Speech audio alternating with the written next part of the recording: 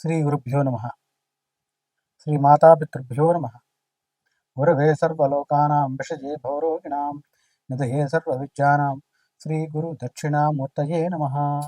ఓం నమ ప్రణవార్థాయ శుద్ధజ్ఞానైకమూర్తయే నిర్మలాయ ప్రశాంతాయ శ్రీ గురు దక్షిణామూర్తయే నమ. జ్ఞానానందమయం దేవం నిర్మల స్ఫటికాకృతిం ఆధారం సర్వవిద్యానాం హయగ్రీవముపాస్మహే. శ్రీ గురుభ్యో నమ. శ్రీ మాతాపితృభ్యో నమ. ముందుగా శ్రీ విశ్వావసునామ సంవత్సరంలో మేషాది ద్వాదశ రాశుల వారికి సంబంధించి ప్రధానంగా సర్పగ్రహాలైనటువంటి గ్రహాల్లో రాహుగ్రహ కేతుగణ సంచారంలో మార్పు సంవత్సరంన్నర తర్వాత చూస్తున్నాం. అంటే చెప్పాలి అంటే 18 నెలల తర్వాత రాహువు కేతువు వీళ్ళిద్దరూ కూడా సంచారంలో మరి మార్పును చూస్తున్నాం. ఎప్పుడు అంటే మే నెల 18వ తారీఖు సర్పగ్రహమైన రాహుగ్రహంతో పాటు కేతుగణం ఈ రెండు గ్రహాలు మార్పు చూస్తున్నాం. దీని మార్పు వల్ల ఈ జరిగే మార్పు ద్వారా ఏ ఏ రాశుల వారికి ఎలాంటి ఫలితాలు ఉంటాయి, ఎవరికి శుభ ఫలితాలు ఉంటాయి, ఎవరికి అశుభ ఫలితాలు ఉంటాయి, ఎవరికి మిశ్రమ ఫలాలు ఉంటాయి అనేది తెలుసుకుందాం.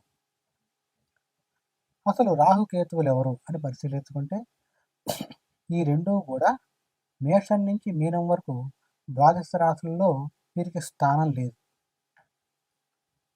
ఏ రాశిలో ఉంటే ఆ రాశి నుంచి ఇచ్చే ఫలితంతో పాటుగా వీటికి కొన్ని గ్రహాలతో మిత్రత్వం, కొన్ని గ్రహాలతో శత్రుత్వం కూడా ఉంది. ఆ రకంగా సర్పగ్రహాలైనటువంటి ఈ రెండూ కూడా జీవుణ్ణి లేదా జాతకుణ్ణి బాధ పెడుతూ ఉంటాయి. ఇవి ఎందుకు పడతాయి దోషంలో అంటే మనం చేసుకున్న పురాకృత కర్మ అంటాం. అంటే ప్రారబ్ధ కర్మ ద్వారానే ఈ యొక్క రాహుగ్రహ కేతుగణ దోషంలో ఉండటం అనేది జరుగుతుంది. సరే, దోషంలో ఉన్నాయి, దోషం పోవాలంటే ఏం చేయాలి అనేది కూడా చెప్తాను. ఇక్కడ ప్రధానంగా గోచారం, ఇప్పుడు జరిగేటువంటిది గోచారం. అంటే ఈ మే నెల 18వ తారీఖు నాడు గోచార రీత్యా రాహు మీనరాశిలో ఉన్నటువంటి రాహువు పూర్వభాద్ర నక్షత్రంలో 4వ పాదంలో ఉన్నటువంటి రాహుగ్రు సంచార రీత్యా మీనరాశి నుండి పూర్వభాద్ర నక్షత్రం 3వ పాదం అయినటువంటి కుంభరాశి ప్రవేశం చూస్తున్నాం. అది 18వ తారీఖు నాడు ఏకకాలంలో, అంటే ఒకే సమయంలో కేతుగణం కూడా అదే 18వ తారీఖు నాడు మరి కేతుగణం మార్పు చూస్తున్నాం. ఎక్కడి నుంచి అంటే కేతువు తాను ప్రస్తుతం కన్యారాశిలో ఉన్నాడు. అందున కన్యారాశిలో వచ్చేటప్పటికి ప్రధానంగా ఉత్తరా నక్షత్రంలోని 2వ పాదంలో ఉన్నాడు. 2వ పాదం నుంచి ఉత్తరా నక్షత్రంలోని మొదటి పాదం అయినటువంటి సింహరాశి ప్రవేశం చూస్తున్నాం. ఈ రాహువు కేతువు ఇద్దరూ కూడా మీనరాశి నుంచి కుంభరాశిలోకి రాహువు, కేతుగణం వచ్చి కన్యారాశి నుంచి సింహంలోకి, అంటే వీళ్ళిద్దరూ కూడా వెనక్కి సంచారం చేస్తారు. దీన్నే వక్ర సంచారం అంటాం.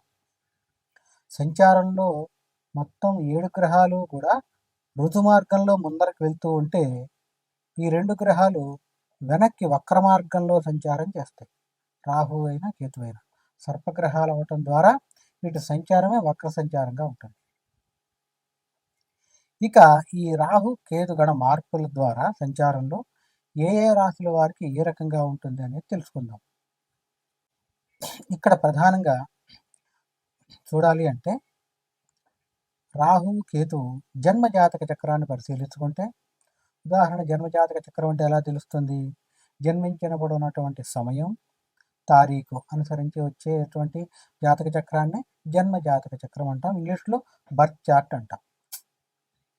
కొంతమందికి రాహు జన్మజాతక చక్రంలో బర్త్ చార్ట్లో 5వ ఇంట్లో, 4వ ఇంట్లో, మరి 7వ ఇంట్లో ఇలా చూస్తూ ఉంటాం. 4వ ఇంట్లో ఉంటే మటుకు ఈ సర్పగ్రహాలు వాహన స్థాన సర్పదోషం అంటాం. సంతాన స్థానంలో ఉంటే సంతాన స్థాన సర్పదోషం అంటాం. అలా కాకుండా వివాహ స్థానంలో ఉంటే వివాహ స్థాన సర్పదోషం అంటాం. ఇలా కాకుండా రాహుకేతువుల మధ్యలోనే మిగిలిన గ్రహాలన్నీ కూడా బందీ అయిపోయి ఉంటే దాన్ని కాల సర్పదోషం అంటాం.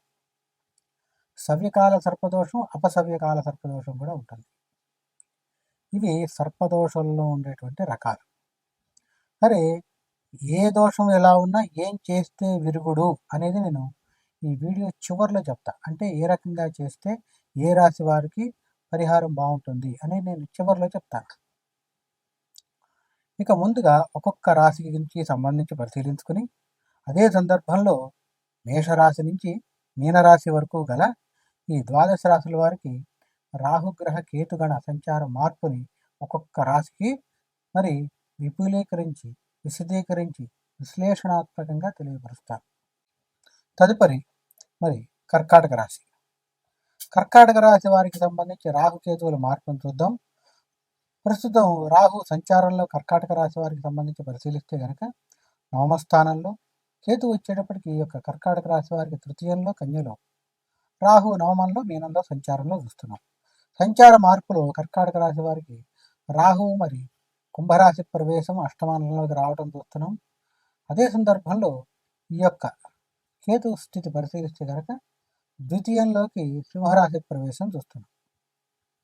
ఇక్కడ కర్కాటక రాశి వారికి కొంచెం పరిశీలిస్తే కనుక కొంత చిత్రమైన పరిస్థితి కనబడుతుంది. ఎందుకని అంటే ఈ యొక్క కర్కాటక రాశి వారికి సంచారంలో మార్పు సమయంలో గురుబలం లేకపోవడం ద్వారా రాహు అష్టమంలో ఉండటం, కేతు ద్వితీయంలో ఉండటం ద్వారా కుటుంబపరమైన ఒత్తిడితో పాటు ఆరోగ్యపరమైన ఒత్తిడి కూడా అధికంగా కనపడుతుంది. ఇక్కడ ప్రధానంగా కర్కాటక రాశిలోకి ఎవరు వస్తారు అని పరిశీలిస్తే కనుక పునరుసు నక్షత్రంలోని చివరి పాదం 4వ పాదం, పుష్యమి నక్షత్రంలోని 4 పాదాలు, ఆశ్లేషాంతం అంటాం. అంటే ఆశ్లేష నక్షత్రంలోని 4 పాదాల వాళ్ళు కూడా ఈ యొక్క కర్కాటక రాశిలోకి వస్తారు. వీరికి సంబంధించి మనం పరిశీలిస్తే కనుక కర్కాటక రాశి వారికి ప్రధానంగా ఉన్న గ్రహస్థితిలో ఈ రాహు అష్టమంలో ఉండటం, కేతు ద్వితీయంలో ఉండటం, మీ కర్కాటక రాశి వారి జన్మజాతక చక్రంలో కూడా రాహుకేతువులు ఇలానే ఉంటే కనుక ఖచ్చితంగా అపమృత్యు దోషం అనేది ఉంటుంది. అపమృత్యు దోషం అంటే చెప్పి రాదు, గండం అంటాం. ఒక్కొక్కసారి వాహన గండం అవ్వచ్చు, ఏదైనా మృత్యువుకు సంబంధించిన గండం, లేదా ఈ యొక్క శీర్షం అంటే తలకి సంబంధించినటువంటి ఇబ్బంది కానీ కర్కాటక రాశి వారికి వచ్చేటువంటి అవకాశం ఉంది. సంచారంలో రాహుకేతువులు అశుభ స్థానంలో ఉండటం, ప్రధానంగా ఆయుష్ స్థానంలో రాహు ఉన్న కారణం చేత ఈ రకమైన ఒత్తిడి, గురుబలం కోల్పోయిన కారణంగా ఒత్తిడి అధికంగా కర్కాటక రాశి వారికి కనబడుతుంది. ఇక్కడ మనం ప్రధానంగా పరిశీలిస్తే కనుక రాహుకేతువులు అనుకూలత కోసం మరి కర్కాటక రాశి వారికి ఏం చేయాలి? విద్యార్థులు అవ్వచ్చు, ఉద్యోగస్తులు అవ్వచ్చు, వ్యాపారస్తులు అవ్వచ్చు, రాజకీయ కళారంగం, నిర్మాణ రంగం, ఏ రంగంలో వారైనా సరే కర్కాటక రాశి వారు గుర్తుపెట్టుకోండి, ఖచ్చితంగా ఒక మంగళవారం నాడు రాహుకు ప్రీతిగా 3 కేజీలు మినప్పప్పు, కేతువుకు ప్రీతిగా ఒక 2 కేజీలు ఉలవలు దానం ఇచ్చేయండి. రాహువుకి వచ్చేటప్పటికి మినప్పప్పు 3 కేజీలు, కేతువుకి ఉలవలు 2 కేజీలు దానం ఇవ్వండి. అలాగే రాహువుకి సంబంధించి నీలం రంగులో ఉన్నటువంటి వస్త్రం లేదా 2 జాకెట్ గుడ్డలైన దానంతో పాటు మినపప్పుతో పాటు పెట్టివ్వండి. కేతువుకు ప్రీతిగా ఎరుపు రంగు జాకెట్కు మరి ఈ యొక్క ఉలవలతో పాటు పెట్టివ్వండి. ఉలవలు ఎరుపు అయినా ఇవ్వచ్చు, నలుపు రంగులో ఉంటాయి, అవైనా ఇవ్వచ్చు, ఏమి ఇబ్బంది ఏం లేదు. ఈ 2 చేయండి. చేస్తూ ఈ సంవత్సరంన్నర పాటు పొట్లకాయ తినటం అనేది మానేయండి. అది అలవాటుగా చేసుకోండి. అంటే 30 నెలల పాటు. దీంతో పాటుగా మరి కృత్తికా నక్షత్రం మంగళవారం కానీ, కృత్తికా నక్షత్రం పంచమి తిథి కానీ, కృత్తికా నక్షత్రం షష్ఠి కానీ, లేదా స్వాతి నక్షత్రం శుక్రవారం కానీ, 3 మాసాలకు ఒకసారి స్వాతి నక్షత్రం శుక్రవారం ఈ రెండు కలిసి వస్తాయి. ఈ రెండు అంటే 3 మాసాల కంటే 90 రోజులకు ఒకసారి దాదాపుగా శుక్రవారం స్వాతి నక్షత్రం ఈ రెండు కలుస్తాయి. కలిసినప్పుడు సర్పసూక్తంతో అభిషేకం చేయించుకొని అభిషేకాన్ని తీర్థంగా తీసుకోండి. ఋగ్వేద ప్రోక్తమైనటువంటి సర్పసూక్తం ఉంటుంది. శ్రీ సూక్త పురుషూక్తాల్లాగా ఆ సర్పసూక్తం అత్యంత విశేషం.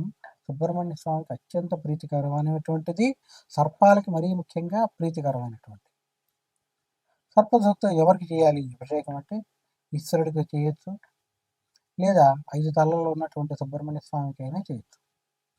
చేసి తీర్థంగా తీసుకోవడం ద్వారా మీకు ఉండేటువంటి సర్పదోషాలని అది హరించేస్తుంది.